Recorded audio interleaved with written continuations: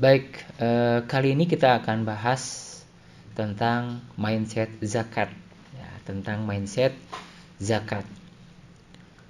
Artinya kita hari ini tidak bahas secara fikih, tapi lebih ke arah mindset dan menjadi sangat fundamental. Ya, karena zakat ternyata bukan hanya perintah syariatnya saja, tapi ada perintah-perintah untuk wasilah-wasilahnya. Ya, ada hal-hal yang terkait zakat yang memang secara fundamental itu perlu kita pelajari. Baik. Nah, dalam Al-Quran zakat itu mengandung filosofis ya. Jadi nanti hal ini bisa kita temukan dalam makna zakat itu sendiri. Kata zakat itu terdapat dalam 26 ayat yang tersebar di 15 surat Al-Quran. Ini kata para ahli ya. Secara dasar berakar dari kata zaka yazku zakwan. Zakaan zukuan.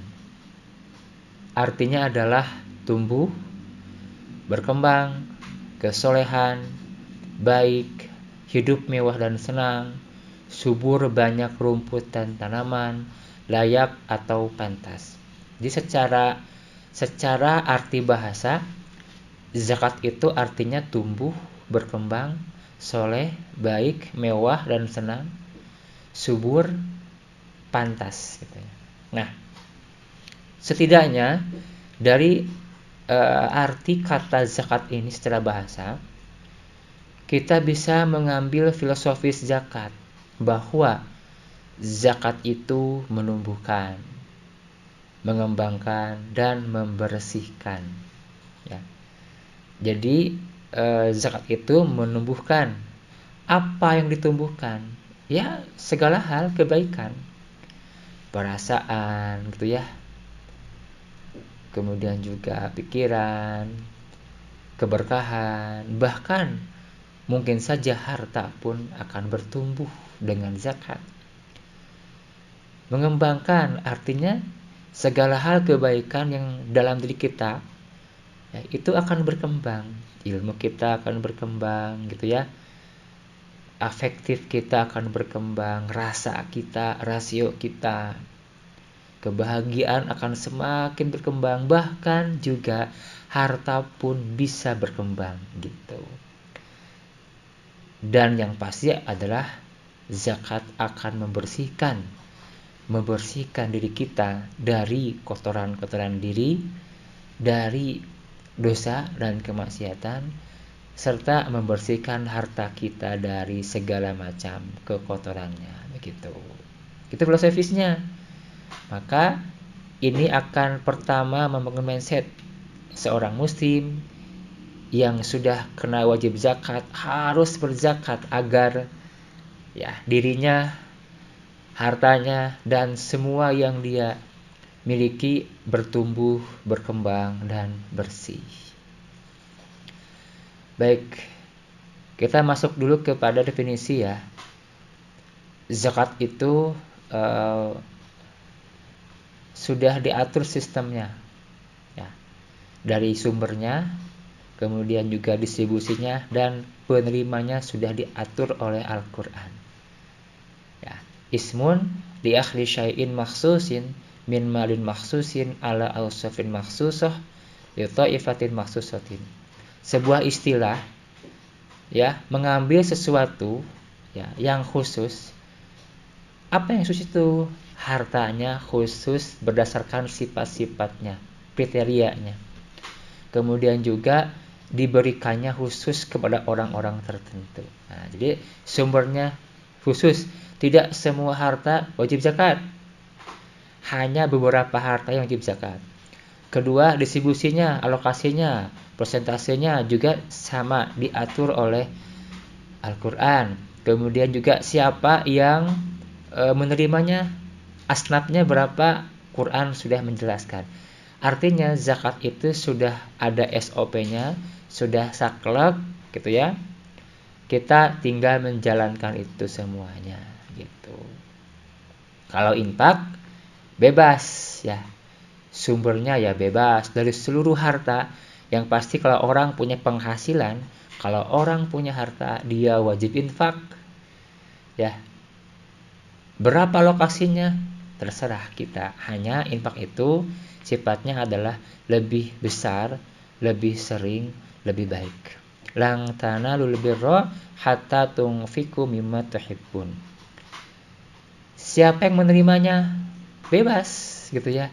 Hatta kalau kita ingin misalnya memberikan sedekah kepada orang non muslim, itu dibolehkan ya. Kita kasih hadiah kepada non muslim itu dibolehkan, misalnya karena rekan kerja tuh, nah itu dibolehkan seperti itu. Kalau zakat tidak boleh ke non muslim ya. Kita harus lihat surat At-Taubah ayat 60, itu sudah dijelaskan distribusinya untuk 8 asnaf. Nah ini selanjutnya yang tadi ya, ada fakir, ada miskin, gharim, mu'allaf, riqab, amil, fisabilillah, ibnu sabil. Fakir itu orang yang tidak punya penghasilan dan tidak cukup, dan memang karena nggak punya penghasilan ya dia nggak mencukupi kebutuhannya, itu fakir ya. Kalau miskin itu dia punya penghasilan tapi tidak mencukupi gitu ya, seperti itu. Gharim orang yang punya hutang banyak. Secara bahasa, gharim itu adalah orang yang tenggelam. Apakah di sungai atau di lautan, itu orang tenggelam. Yang namanya orang tenggelam, dia panik luar biasa. Ya, dia panik luar biasa, tenggelam kan. Sampai ada rumput pun dia ambil, disangkanya itu kayu. Nah, gitu seperti itu. Sudah panik, sudah rasionya mungkin ngeblank gitu. Sampai ya banyak yang stres ya gara-gara hutang ya, bahkan depresi, bahkan ada yang sampai mohon maaf hilang ingatan, hilang akal ya dengan gara-gara gharim ini. Maka gharim punya porsi tersendiri dari harta zakat. Mu'allaf orang yang baru masuk Islam, kita berikan zakat untuk menguatkan keislamannya. Riqab hamba sahaya atau budak, dibebaskan dengan harta zakat gitu ya. Amil itu panitia penerima dan pengelola zakat. Kemudian juga fisabilillah, pejuang di jalan Allah, dan ibnu sabil orang yang safar atau orang yang sedang dalam bepergian dan kehabisan bekal untuk belanja jajan gitu. Nah, ini adalah 8 asnaf yang dibahas oleh Quran surat At-Taubah ayat ke-60. Kita lanjut. Yang kedua ya adalah bahwa zakat itu termasuk rukun Islam dan oleh Rasul ditempatkan di tempat nomor 3. Syahadat, sholat, zakat. Ini pun kalau kita ambil filosofis, ada filosofisnya. Ya, kenapa coba? Apa hikmahnya gitu ya? Apa hikmahnya zakat diposisikan ketiga setelah sholat gitu? Kalau kita mau menganalogikan dengan kursi, kalau kursi dengan 2 kaki, kira-kira bisa nggak? Coba kursi ada 2 kaki, nah, akan kesulitan ya. Gitu. Bagaimana agar kursi bisa tegak? Maka yang 2 kaki itu ditambah kaki yang ketiga. Ya, minimal kursi itu ada 3 kaki, dia akan tegak dan bisa kita duduki. Gitu ya. Nah, ini pun demikian, agama itu tegak ya, tegak gitu ya. Harus ya mungkin gitu ya, minimal harus dengan syahadat, salat dan zakat gitu. Jadi zakat itu sebagai titik tumpu ya, titik tumpu awal untuk menegakkan agama setelah salat. Begitu ya. Maka agama bukan hanya salat gitu ya, tapi zakat pun ditegakkan, sehingga dalam Quran ayat tentang sholat dan zakat itu selalu disandingkan. Aqimus sholata wa atuz zakata. Dirikan olehmu sholat dan tunaikan zakat. Gitu ya. Jadi ini termasuk pilar tiang yang menegakkan agama Islam. Maka kalau kita ingin andil menegakkan agama, kita bayar zakat, tunaikan zakat. Next, kita bahas dalam ibadah zakat ternyata ada 3 perintah. Ya. Yang pertama adalah untuk muzaki. Kedua untuk jami zakat atau amil. Ketiga untuk penerima manfaat atau mustahik. Jadi dalam ibadah zakat ada 3 khitab, muzaki, jami zakat, dan mustahik. Pertama, ini perintah untuk muzaki. Yang tadi saya bahas ya. Aqimus sholata wa atuz zakata warka'u ma'ar raki'in. Aqimus sholata, dirikanlah olehmu sholat, wa atuz zakata, dan tunaikanlah zakat, warka'u ma'ar raki'in, dan rukulah bersama orang-orang yang ruku. Kita fokus ke yang dicetak tebal ya, wa atuz zakata, tunaikanlah zakat. Ada diksi yang Allah pilih. Kenapa tidak waktu atau wakdhu? Kenapa tidak menggunakan bayarlah, qadha, tunaikanlah? Tapi menggunakan kata atu. Atu ini dari kata ata. Ya. Atu ini dari kata ata. Ata artinya mendatangkan. Dari kata ata, datang ya. Kemudian ata artinya mendatangkan. Apa hikmahnya Allah gunakan diksi wa'atu gitu, dan datangkanlah zakat. Jadi makna awalnya adalah dan datangkanlah zakat. Artinya apa ini hikmahnya? Hikmahnya adalah kalau kita ingin menjadi muzaki, tugas kita adalah datangkanlah zakat.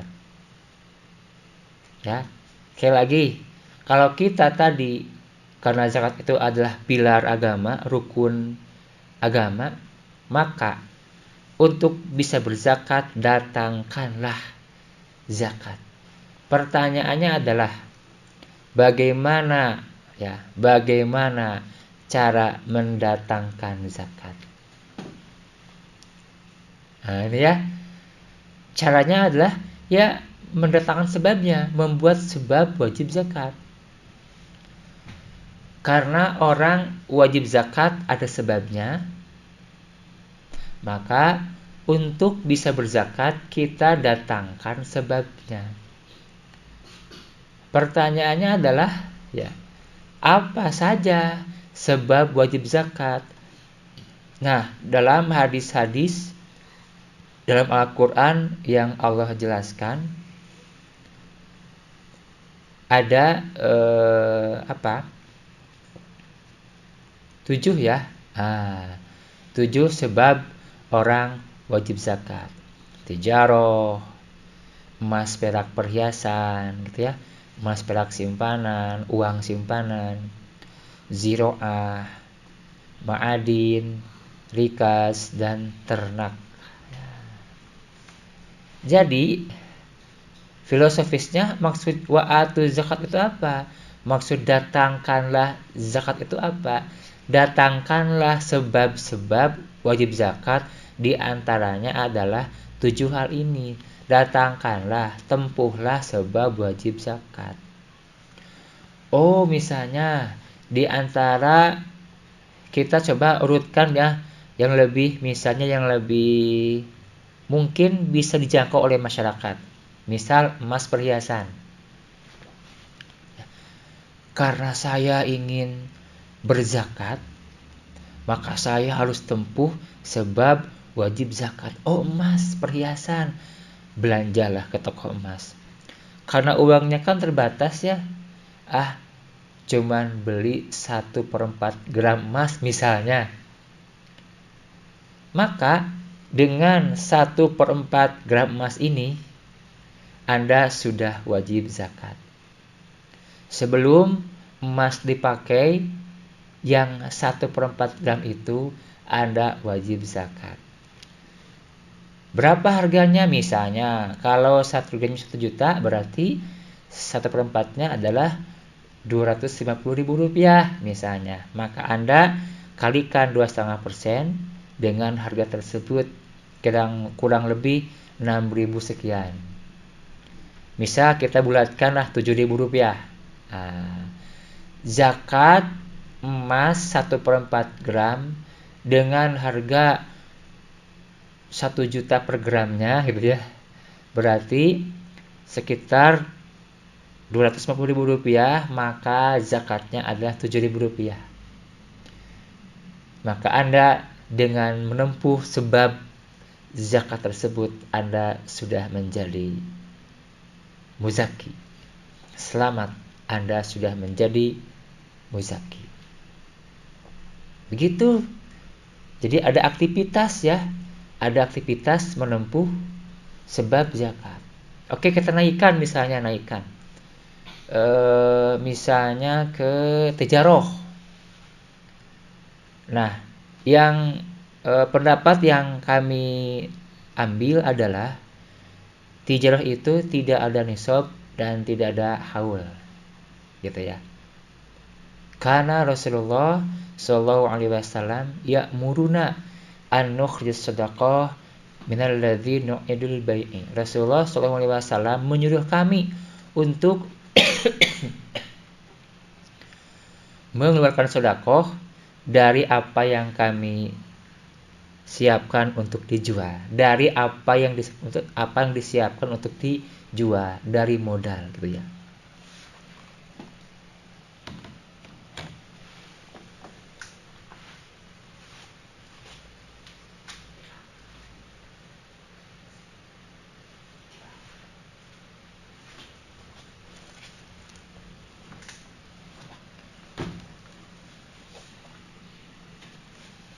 Baik. Next. Nah, gitu. Rasul menyuruh kami mengeluarkan zakat dari apa yang kami siapkan untuk dijual. Ya. Berapa jumlahnya? Rasul tidak menjelaskan. Pokoknya berapapun yang disiapkan untuk dijual, modal, maka zakati. Jadi hadis ini menjelaskan tentang dua hal. Pertama, zakat itu dari modal. Kedua, zakat tijarah itu tidak ditetapkan berapa nisabnya dan berapa haulnya, Artinya adalah selama kita menyiapkan modal untuk dijual berapapun dan itu adalah dalam aktivitas tijarah, maka wajib dizakati. Ya. Maka wajib dizakati 2,5% dari modal. Dan perlu Anda ketahui 2,5% ini adalah ketetapan Khalifah Umar, ya, Umar bin Abdul Aziz. Ya. Nah, maka saya ingin berzakat nih. Kata Al-Quran, wa'atu, datangkanlah zakat nih. Maka saya akan tempuh sebab zakat. Apa? Di antaranya tijarah. Dagang Anda kecil-kecilan, maka modalnya dizakati. Ya. Cilok, seblak, apalagi cimol. Ya.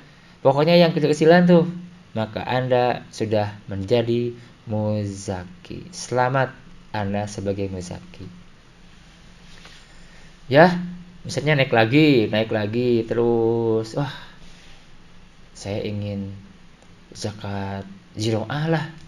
Oke, ziro'ah. Maka tempuhlah ziro'ah. Hanya ini mah ada nisab. Laisa fi maduna khamsati ausuk sedekah. Tidak ada hasil pertanian di bawah 5 wasak wajib zakatnya. Artinya nisabnya adalah 5 wasak. 1 wasak kurang lebih sebanyak 6 so. Ya. 1 so sama dengan 2,5 kilo. Ayo hitung. 1 wasak berapa kilo? 1 wasak 60 so. 1 so 2,5 kilo. 1 wasak sama dengan 150 kilogram. Nah, gitu ya. Sekarang standar minimalnya adalah 5 wasak. Berarti 150 kilo kali 5 berapa? 750 kilo, 7,5 kuintal. Ya, maka hasil pertanian, apakah itu beras ataukah yang lain, wajib dizakati ketika sudah mencapai 7,5 kuintal. Ya, kalau Anda dengan sistem ditengahkan ya bagi hasil, Anda pemilik misalnya kebun atau sawah, dan orang di desa misalnya yang ngelolanya, sebelum dibagi 2 maka zakati dulu ya. Misal hasil taninya 10 kuintal, kalau dibagi 2 dulu maka masing-masing 5 kuintal. 5 kuintal itu di bawah nisab, padahal hasilnya itu dua-duanya di sawah yang sama ya, di garapan yang sama. Maka harusnya sebelum dibagi 2 zakati dulu 10 kuintal zakat. Kalau tanda hujan 10%, kalau irigasi dengan tenaga manusia 5% zakati, kemudian sisanya dibagi 2. Nah, maka dengan bertani Anda sudah menjadi muzaki. Misalnya nggak mau pakai modal, boleh, yang gratis boleh, silakan. Apa misalnya ma'adin atau rikaz. Apa itu rikaz? Harta karun. Oh, berarti Anda kalau ingin berzakat harus menempuh harta karun. Anda datang ke gunung gitu ya. Terus gali sampai ketemu tuh. Kalau ternyata ada harta karun, maka Anda wajib zakat. Dan ini paling besar 20%. Kok besar? Iyalah. Kan barang nemu ini mah ya, barang nemu gitu ya.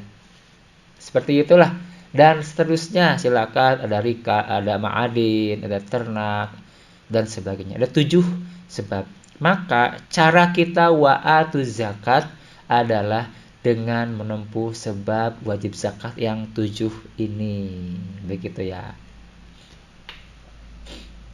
Baik, kita lanjut. Sekarang kita perintah kepada jami zakat. Tadi kan perintah kepada muzakinya. Sekarang kita perintah kepada jami zakat. Ya. Khudh min amwalihim shadaqatan tutahhiruhum wa tuzakkihim biha wa sholli 'alaihim inna sholataka sakanul lahum. Khudh, ambillah. Objek bicaranya atau khitab ayat ini adalah Rasulullah. Ambillah olehmu Muhammad ya, zakatnya sebagian dari harta mereka. Jadi ini perintah untuk jami zakat, bahwa secara simpul dalam ayat ini zakat itu harus oleh lembaga. Kenapa? Karena Rasul itu disuruh mengambil zakat oleh Allah bukan sebagai mustahik. Ya. Rasul itu disuruh mengambil zakat sebagai kepala jami zakat. Rasul punya amil-amil, ada Umar, ada Utsman dan lain sebagainya. Itu amil Rasulullah SAW. Rasul sebagai jami zakat, kepala jami zakat. Artinya secara tersirat bahkan tersurat di sini gitu ya. Ya. Ada simpul bahwa zakat itu harus ke lembaga. Ya. Lembaga karena di kita itu adalah ya ada undang-undang zakat dan harus legal formalnya jelas dengan bukti ada SK Menteri Agama ya. Maka kita berupaya untuk membangun jami zakat, bukan sekedar jami zakat tapi jami zakat yang punya legal formal. Secara syariat sudah sah, tapi kita tempuh secara kemaslahatan maslahah mursalahnya. Kalau dengan jami zakat yang legal formal itu lebih aman. Kenapa? Karena nanti akan ada audit ya dan sebagainya lah, dapat dipertanggungjawabkan secara publik gitu. Jadi ayat ini adalah ayat yang antaranya perintah untuk membangun jami zakat, untuk mengorganisasi zakat. Nah, yang ketiga ya. Yang ketiga, perintah kepada amil dan mustahik atau penerima. Washolli alaihim. Nah ya. Washolli alaihim dan berdoalah untuk mereka. Sholawatilah mereka. Hebat ya. Ya, ternyata yang mendapatkan sholawat ya itu bukan Rasul saja ternyata. Muzaki pun doanya adalah washolli alaihim. Maka dalam hadis yang sahih Rasul itu mendoakan Allahumma sholli ala fulanin, Allahumma sholli ala, disebut namanya gitu ya. Sholli ala. Padahal sholawat itu khusus untuk Rasulullah SAW. Tetapi dalam ayat ini dan beberapa hadis ternyata muzaki pun mendapatkan sholawat. Artinya doa untuk ketenangan, ketentraman jiwa. Kamu zaki, maka amil dan yang nanti menerima zakat, jangan lupa doanya ya. Allahumma sholli alaihim. Ya, Allahumma sholli alaihim. Begitu. Karena ketika lembaga zakat memberikan zakatnya, kita nggak tahu siapa mereka. Dan ini pun ada hikmahnya. Kenapa harus ke lembaga zakat? Nanti ada hikmahnya ya. Kita lanjut. Nah, ini nih. Kenapa berzakat disunahkan melalui lembaga zakat? Oke, kita akan bahas. Ini nih. Di antaranya adalah untuk optimalisasi pendaya gunaan zakat. Pertama, untuk sebaran distribusi. Tadi misalnya, Anda zakat emas perhiasan Rp7.000. 1/4 gram kan? Maka uang Anda Rp7.000 ini akan bisa menyebar gitu ya. Akan menyebar ke berbagai mustahik. Uang Anda Rp7.000 ini jika zakatnya via lembaga, maka uang Anda ini akan menyebar ke berbagai mustahik, ke fakir, ke miskin.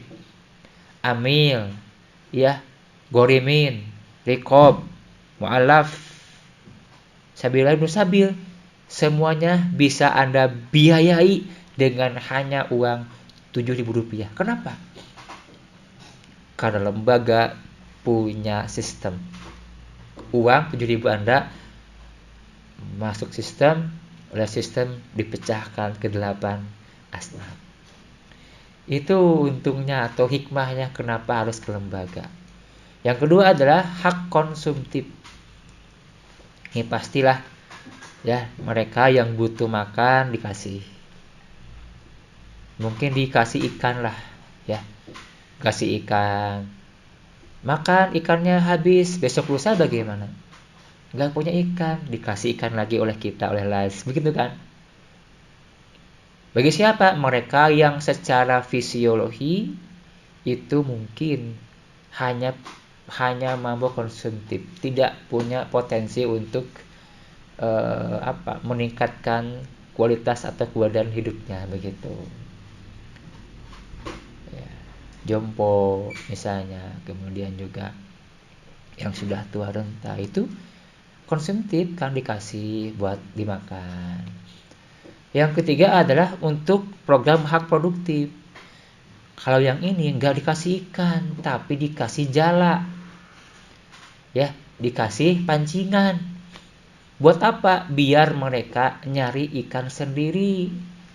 Nggak dikasih ikan, biar mereka nyari ikan sendiri. Nih jalanya, nih pancingannya. Ayo, kalau mau makan ikan, mancing dulu. Mancing, menjala ikan. Dapat ikan tuh. Diapain? Pulang ke rumah. Kemudian dipasak, ya dimasak, dimakan. Habis ikannya. Besok lusa bagaimana? Besok lusa nangkap ikan lagi, mancing lagi, menjala lagi.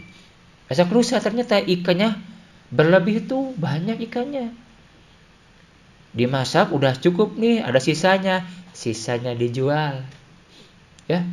Terus begitu. Lama-lama dia bukan tukang mancing, berubah jadi tukang ikan gitu ya.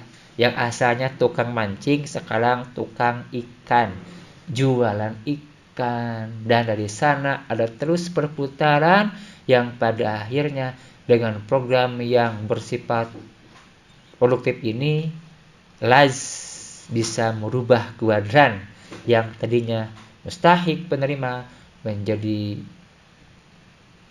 muzaki, ya, maksima munfik, ya, muzaki dan munfik.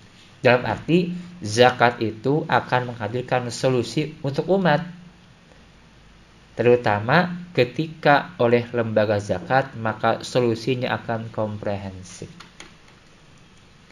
Begitu ya. Kemudian terakhir ya, muzaki itu akan terawat keikhlasannya.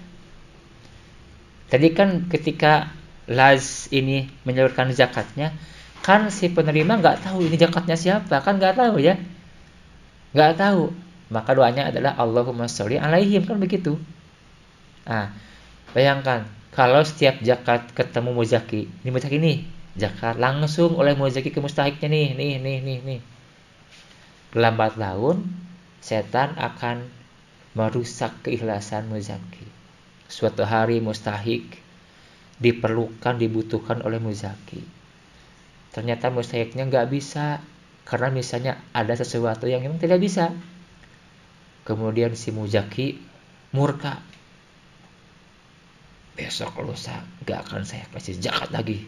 Hati-hati itu. Itu bisa saja merusak keikhlasan. Kalau sudah tidak ikhlas, ya haba'an manthuro gitu ya, dikhawatirkan pahala yang sudah didapatkan banyak itu seperti debu ya yang dihamburkan. Habis tuh. Naudzubillah. Abdullah bin Mubarak mengatakan, ruba amalin sogirin tu'adhimun niat, wa ruba amalin kabirin tusagrihu niat. Banyak amal yang kecil dibesarkan oleh niat pahalanya, dan banyak amal yang besar dikecilkan oleh niat kebaikannya pahalanya. Naudzubillah tsumma naudzubillah. Ini sangat terakhir ya hikmahnya, kenapa kata zakat diambil dari kata sodakotan, ya, dari kata sodoko, artinya benar dan jujur. Apa filosofisnya? Pertama, benar dalam mengelola keuangan usaha. Anda bisnis, dagang, ternak, ataupun yang lainnya ziraah, harus benar dalam pengelolaannya. Database jelas, laporan jelas, gitu ya. Kemudian karena database jelas, maka benar dalam menghitung harta wajib zakat. Jangan keliru menghitung zakat. Biar nggak keliru, silakan hubungi amil terdekat yang dipercaya. Ketiga, jujur dalam mengeluarkan zakat. Karena faktanya ada orang yang ternyata tidak sanggup berzakat, keberatan oleh zakat. Kenapa? Labanya 1,5% dari modal, zakatnya 2,5%. Besar zakat tuh kalau gitu. Nah, jujur Kalau benar tidak sanggup berzakat, maka berzakatlah sesuai dengan kemampuannya masing-masing. Fleksibel zakat fitrah itu.